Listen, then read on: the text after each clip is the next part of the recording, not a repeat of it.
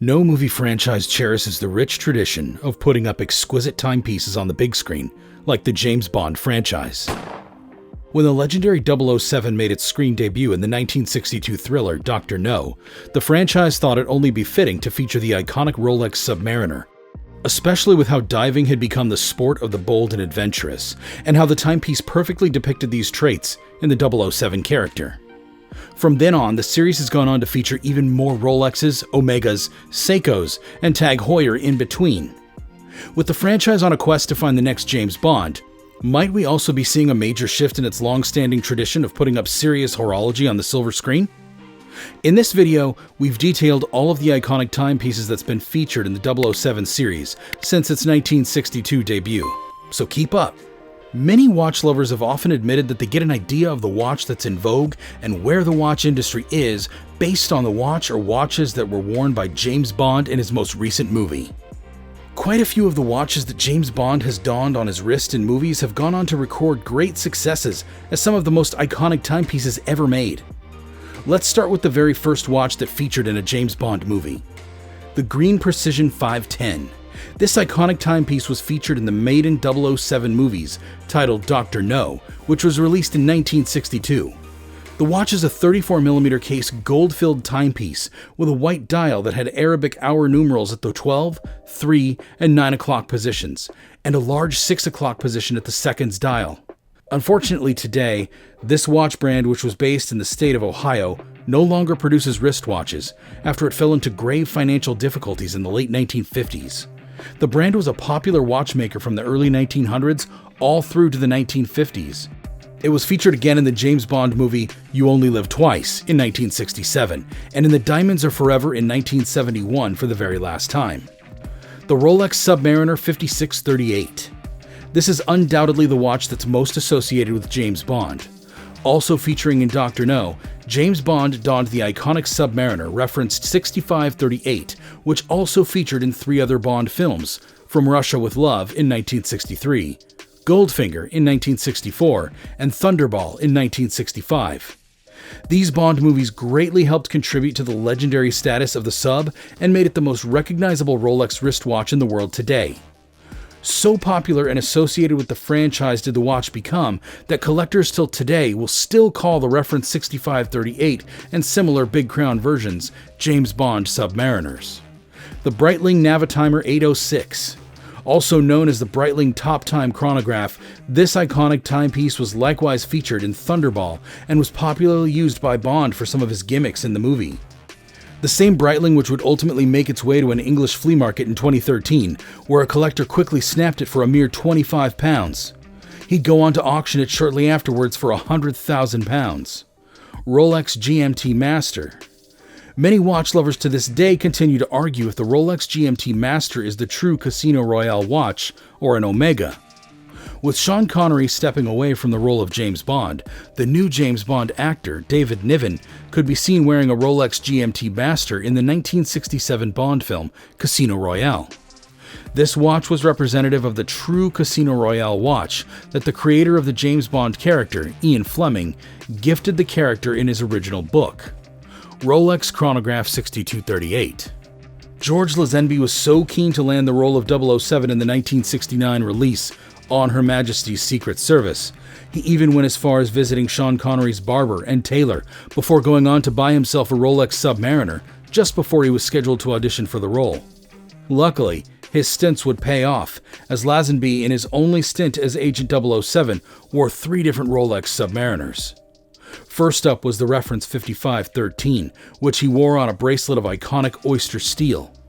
Then, during a break-in scene, Lazenby as Bond places a reference 6358 with an unscrewed crown on top of a copy machine. Towards the end of the film, he's seen wearing a reference 6238. Hopefully, he got to keep at least one of these watches. At least. Rolex Submariner 5513 and Pulsar LED digital watch. A new era for the 007 franchise began with the debut of Roger Moore as Agent 007 in the movie Live and Let Live, released in 1973. Aside from bringing back this classic Rolex Submariner, it had a new and rather iconic twist. The watch had other exquisite features that saw it function additionally in the movie as both a circular saw and a magnet body.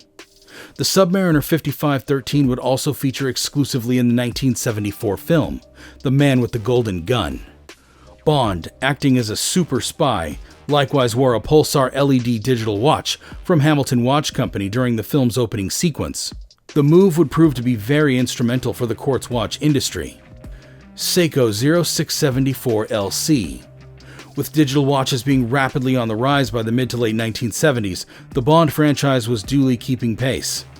Not only did Roger Moore, Agent 007, wear a rectangular Seikos 0674 LC in this popular release, The Spy Who Loved Me, but the watch also prints out tiny little messages from a fellow super spy in the movie.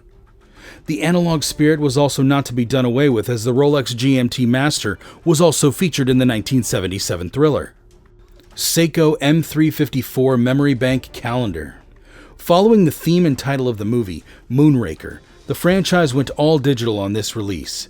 This timepiece had an explosive charge on its back, which played a huge role towards the end of the movie. Released in 1979, this movie coincided with the peak of the reign of digital watches, making it all the more understandable why the franchise went all digital.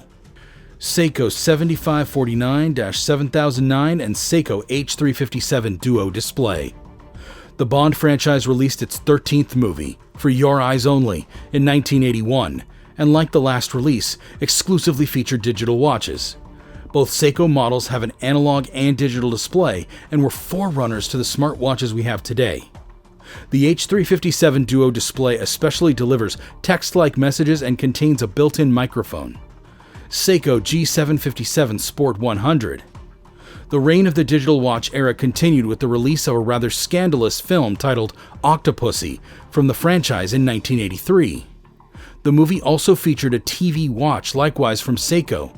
The G757 Sports 100 especially came with extra perks, most notably its ability to follow a tracking device by a red dot that appears on its screen. Aside from these fancy features, the Seiko G757 was naturally an impressively functional digital chronograph in its own right.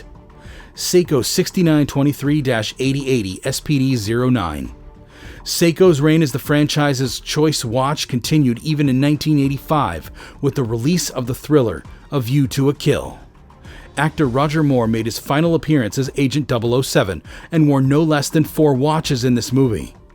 First, he wore a Seiko SPR 007 7A28-7020 in one of the movie's earliest scenes. Then, a quartz chronograph that had a white dial. Also making brief appearances was a Seiko H558-500 SPW001 dive watch and a two-tone Seiko 6923-8080 SPD09. In the scene where Bond discovers that his driver had been killed, he was wearing a Rolex Datejust, which many fans of the franchise found to be a tad surprising. TAG Heuer Professional Night Dive 980.031. Timothy Dalton beat out Pierce Brosnan to land the role of James Bond and feature in the 1987 release of The Living Daylights. The franchise featured a TAG Heuer Professional Night Dive in what would be an only feature. The watch's luminous dial nicely contrasted its black case and bracelet and was well received by fans of the franchise. Dalton's appearance as James Bond was widely considered to have brought a harder and less humorous edge to the franchise, but he'd go on to feature once more as James Bond. Rolex Submariner 16610. Dalton's second and final performance as James Bond likewise brought back an iconic Rolex timepiece into the fold for one final adventure. This was in the 1989 release, License to Kill, and another legendary Submariner with the reference number 16610 featured prominently. It was goodbye to Rolex and Dalton after these final appearances. Omega Seamaster Professional 300M, reference 2541-80. It'll take 6 whole years before the next Bond movie was released. The franchise came roaring back to life in 1995, featuring a new timepiece brand, Omega, as its official partner, and a new actor as well, in Pierce Brosnan. Brosnan made for a truly sound and reliable choice, thanks to his sharp looks and humorous demeanor. The 1995 release GoldenEye, therefore, represented more than one debut. The Omega Seamaster featured was a custom-made quartz dive watch that featured a laser in its bezel as well as a built-in detonator.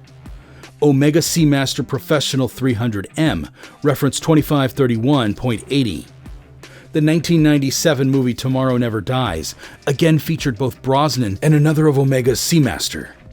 This timepiece was an automatic chronometer version of the beloved Seamaster and was likewise custom-made. The watch could remotely detonate a hand grenade. Brosnan and this same model of the Seamaster would again feature together in the 1999 James Bond movie, The World Is Not Enough. This time, however, the Seamaster had more functions and doubled as both an ultra-powerful light source as well as a quick-action grappling hook. The franchise had more up its sleeves and again featured both Brosnan and the Omega Seamaster Professional 300M, reference 2531.80, again for one last time in 2002. This would also be in one of the franchise's most iconic movies ever, Die Another Day. Omega Seamaster Professional 300M, reference 2220.80.00. In 2006, the franchise released another James Bond film titled Casino Royale, featuring Craig Daniel for the first time as James Bond, as well as two Omega Seamaster timepieces. First to be unveiled was a Seamaster Planet Ocean, which Bond wears during the opening sequence of the movie. Bond rocked an automatic Seamaster with coaxial escapement for the remainder of the movie. Omega Seamaster Planet Ocean, reference 2201.50.00. James Bond's 2008 release, Quantum of Solace, is widely considered a disappointment by many fans of the franchise. The movie featured very few glimpses of a new model of the Omega Seamaster Planet Ocean. The timepiece, which is water-resistant to a depth of 600 meters, also had a stainless steel bracelet. In a scene in this movie, Bond plunged into the deep sea with the watch strapped to his wrist. Omega Seamaster Planet Ocean. Two different Omega Seamasters appeared in the 2012 Bond movie, Skyfall, which remains one of the franchise's most successful movies. Bond is seen wearing a Planet Ocean 600M with a unique case of titanium during the opening scene.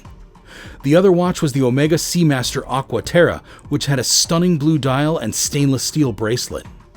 The very Planet Ocean 600M, which featured in this movie, would later sell for just under 200,000 euros as the legendary Christie's 50 Years of Bond auction. Omega Seamaster 300. Daniel Craig would get his first tricked-out Omega Seamaster 300 in the 2015 release, Spectre. This watch was designed exclusively for the film and features a NATO strap as well as explosive capabilities. Bond also spots another Omega Seamaster Aquaterra model with a black dial. It was, however, the Seamaster that became synonymous with this particular release. Seamaster Diver 300M Coaxial Master Chronometer. The 25th official Bond film, and Daniel Craig's last feature as James Bond, featured a historic horological hat trick. Two other casts in the movie alongside James Bond all wear Omega timepieces. Released in October 2021, Time to Die features James Bond wearing Seamaster Diver 300M Coaxial Master Chronometer that's 42mm wide, was very light, and came with some vintage touches and colors that gave the timepiece a unique edge. A Seamaster Aquaterra 150M and an 18-karat gold Omega Constellation 29mm were the two other watches featured in the movie. Now, all attention for fans of the James Bond franchise is on who the next James Bond will be, and whether or not Omega would be retained as the franchise's official partner. The next release is expected to hit cinemas before 2025.